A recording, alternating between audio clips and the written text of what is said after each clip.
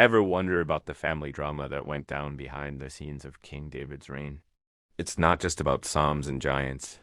It's a story packed with ambition, betrayal, and complicated family ties.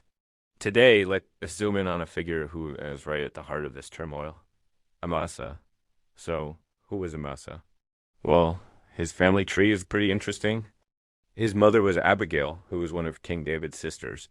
This made Amasa David's nephew and a direct cousin to some very powerful people, including the infamous Joab, David's top military commander. Talk about keeping it in the family. Amasa D's story really takes a dramatic turn during one of the darkest periods of David's life. The rebellion led by his own son, Absalom. In a shocking move, Absalom appointed his cousin Amasa as the commander of his rebel army, replacing the seasoned general Joab. This decision pitted cousin against cousin and nephew against uncle. It was a high-stakes gamble for Amasa, who chose to side with the usurper against the anointed king. The rebellion, as we know, was ultimately crushed. Absalom was killed, and David was restored to his throne. Now, do you think David would want nothing to do with the man who led an army against him, right? But David was a master strategist, both in war and in politics. In a surprising move to unify the fractured kingdom and win back the loyalty of the tribe of Judah, David offered Amasa a full pardon. Not only that, he promised to make Amasa the new commander of his royal army, permanently replacing Joab. This was a bold and risky decision. Joab, who had been fiercely loyal to David, even when it meant getting his hands dirty, was furious.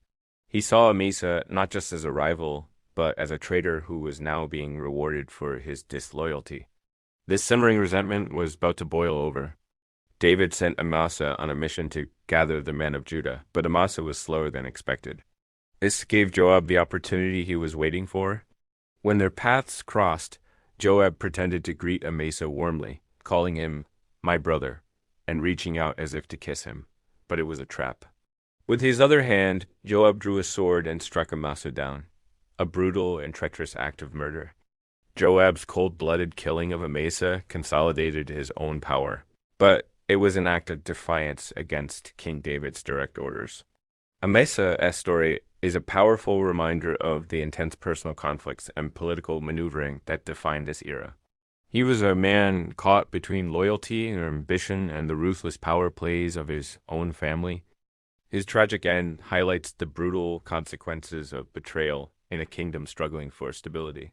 What do you think of David's decision to pardon Amasa?